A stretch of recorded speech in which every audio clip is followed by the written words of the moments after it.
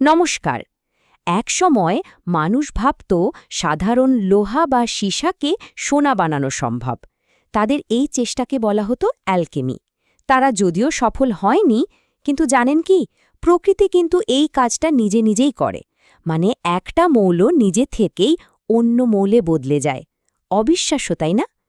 আজকের এই আলোচনাটা ঠিক এই বিষয় নিয়ে, প্রকৃতির এই নিজস্ব অ্যালকেমি, মানে তেজস্ক্রিয় বিভাজন নিয়ে। তো যেখানে অ্যালকেমিস্টরা পারেননি, প্রকৃতি কিন্তু সেখানে ১০০% সফল। যেমন ধরুন ইউরেনিয়াম, এটা কিন্তু নিজে থেকেই ভেঙে গিয়ে একদম নতুন একটা মৌল থোরিয়ামে পরিণত হয়। কোনো বাইরের শক্তির দরকারই হয় না। চলুন তো গভীরে গিয়ে দেখি এই অদ্ভুত ব্যাপারটা ঠিক কিভাবে ঘটে, আর আমরা এটাকে কিভাবে আমাদের উপকারে লাগাচ্ছি। তো প্রকৃতির এই যে জাদুর মতো কাণ্ডকারখানা, এর একটা গালভরা নাম আছে, তেজস্ক্রিয় বিভাজন। ব্যাপারটা কি? আসলে কিছু পরমাণুর কেন্দ্র বা নিউক্লিয়াস খুব একটা স্থির থাকে না। তো স্থিতিশীল হওয়ার জন্য এরা নিজেদের ভেতর থেকে কিছু শক্তি বা কণা বের করে দেয়, তেজস্ক্রিয় রশ্মির মতো করে। আর ঠিক তখনই ঘটে সেই ম্যাজিকটা। পরমাণুটা বদলে গিয়ে একদম নতুন আরেকটা মৌলের পরমাণু হয়ে যায়। কিন্তু প্রশ্ন হলো, এই যে বদলে যাওয়া, এটা ঠিক কিভাবে হয়? এর পেছনেও কিন্তু দারুণ কিছু নিয়মকানুন আছে। মানে পরমাণুর নিউক্লিয়াস মূলত ৩ রকমভাবে এই কাজটা করে থাকে, ৩ ধরনের কণা বা রশ্মি বের করে দিয়ে। এদেরকে বলা হয় আলফা, বিটা আর গামা বিভাজন। চলুন এক এক করে এই নিয়মগুলো একটু সহজ করে জেনে নেওয়া যাক। প্রথমেই আসি আলফা বিভাজনের কথায়। ধরুন একটা বেশ ভারী নিউক্লিয়াস, যার মধ্যে প্রোটন আর নিউট্রন একেবারে ঠাসাঠাসি করে আছে, এতটাই যে সে আর স্থির থাকতে পারছে না। তখন সে কি করে? স্থিতিশীল হওয়ার জন্য নিজের ভেতর থেকে একটা অংশকে বের করে দেয়। এই যে অংশটা বেরিয়ে এলো, এটাই হলো আলফা কণা। বলতে পারেন এটা আসলে একটা হিলিয়াম পরমাণুর নিউক্লিয়াস, যার মধ্যে 2টো প্রোটন আর 2টো নিউট্রন থাকে। এর একটা দারুণ উদাহরণ হল ইউরেনিয়াম 238। যখন এর নিউক্লিয়াস থেকে একটা আলফা কণা বেরিয়ে যায়, তখন কি হয়? যেহেতু 2টো প্রোটন আর 2টো নিউট্রন কমে গেল, তাই এর পারমাণবিক সংখ্যা কমে যায় 2 আর ভর সংখ্যা কমে যায় 4।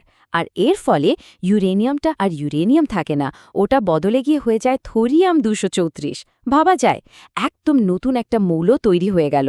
প্রকৃতির আলকেমি কিন্তু এভাবেই কাজ করে। আচ্ছা, আলফা তো বোঝা গেল। এবার চলুন দেখি বিটা বিভাজনটা কি।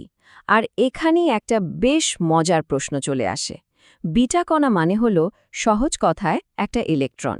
কিন্তু আমরা তো জানি পরমাণু নিউক্লিয়াসের ভেতরে কোনো ইলেকট্রন থাকে না, তাই না? তাহলে এই ইলেকট্রনটা আসছে কোত্থেকে? একটা বড় রহস্য, তাই তো? রহস্যের উত্তরটা কিন্তু আরও চমকপ্রদ। হয় কি, নিউক্লিয়াসের ভেতরে থাকা একটা নিউট্রন হঠাৎ করে ভোল পাল্টে ফেলে। ওটা ভেঙে গিয়ে একটা প্রোটন আর একটা ইলেকট্রনে পরিণত হয়।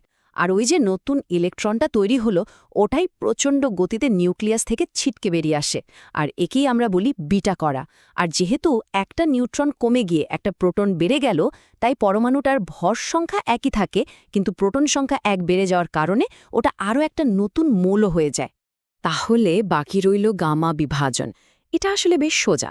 যখন কোনো নিউক্লিয়াস থেকে আলফা বা বিটা কণা বেরিয়ে যায়, তখন ওটা খুব উত্তেজিত অবস্থায় থাকে। মানে ওর মধ্যে প্রচুর বাড়তি শক্তি জমা থাকে। তো শান্ত বা স্থিতিশীল হওয়ার জন্য নিউক্লিয়াসটা ওই বাড়তি শক্তিটাকে বের করে দেয়। আর এই শক্তিটাই হলো গামা রশ্মি, যেটা আসলে উচ্চ ক্ষমতাসম্পন্ন ফোটন। যেহেতু এক্ষেত্রে কোনো প্রোটন বা নিউট্রন বেরিয়ে যায় না, তাই মৌলটাও একই থাকে, কোনো পরিবর্তন হয় না। তাহলে চলুন পুরো ব্যাপারটা একবার এক নজরে দেখে নিই। আলফা বিভাজনে কি হয়? একটা হিলিয়াম নিউক্লিয়াস বেরিয়ে যায়, তাই ভর সংখ্যা 4 আর পারমাণবিক সংখ্যা 2 কমে যায়। আর তৈরি হয় নতুন মৌল। বিটা বিভাজনে একটা নিউট্রন পাল্টে প্রোটন হয়ে যায়, তাই ভর সংখ্যা একই থাকলেও পারমাণবিক সংখ্যা 1 বেড়ে যায়। এবং এখানেও তৈরি হয় নতুন মৌল। আর সবশেষে গামা বিভাজন, যেখানে শুধু অতিরিক্ত শক্তি বেরিয়ে যায়, মৌলের কোনো পরিবর্তনই হয় না। বেশ সহজ, তাই না?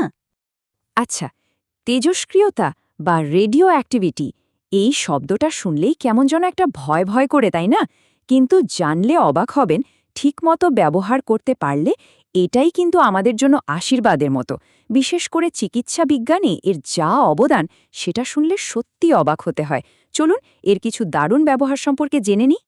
যেমন ধরুন, ক্যান্সারের কোষকে একেবারে নিখুঁতভাবে ধ্বংস করার জন্য ব্যবহার করা হয় তেজস্ক্রিয় কোবাল্ট 60। আবার ধরুন থাইরয়েডের সমস্যা, সেটার চিকিৎসায় কাজে লাগানো হয় আয়োডিন 131। এখানেই শেষ নয়, ব্রেইন টিউমারের মতো জটিল রোগের অবস্থান জানতে তেজস্ক্রিয় ফসফরাস 32 ব্যবহার করা হয়। এমনকি হার্ট ঠিকঠাক কাজ করছে কিনা তা জানতেও সোডিয়াম 24 এর মতো আইসোটোপ কাজে লাগে।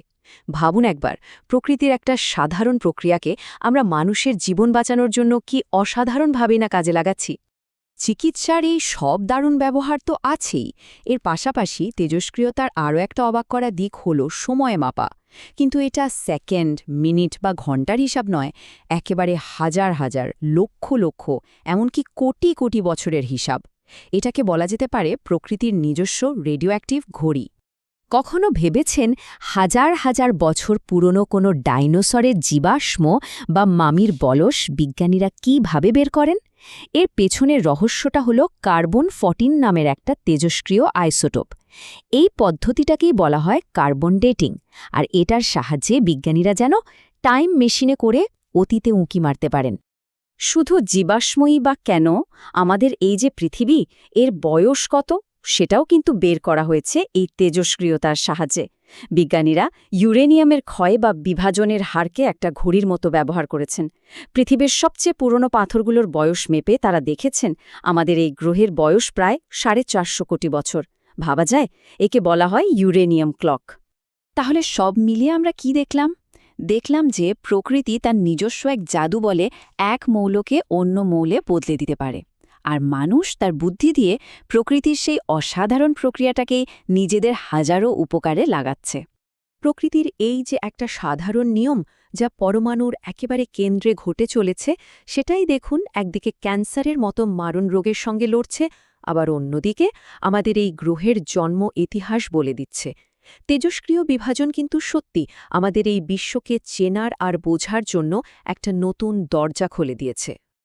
আচ্ছা, আজকের মতো আলোচনা শেষ করার আগে একটা ছোট্ট প্রশ্ন রেখে যাই।